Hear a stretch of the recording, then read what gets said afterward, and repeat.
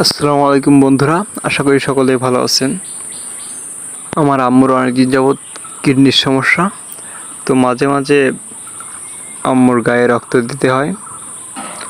তো এক ভাই আমার আম্মুকে রক্ত দিয়েছে, তো ভাইকে অনেক অনেক ধন্যবাদ। আমার আম্মুর কিডনি দুটোই ড্যামেজ হয়ে গেছে, তো অনেক দিন যাবৎ অসুস্থ ছিল। আলহামদুলিল্লাহ আগের চেয়ে অনেকটা সুস্থ আছে সকলের দোয়ায়।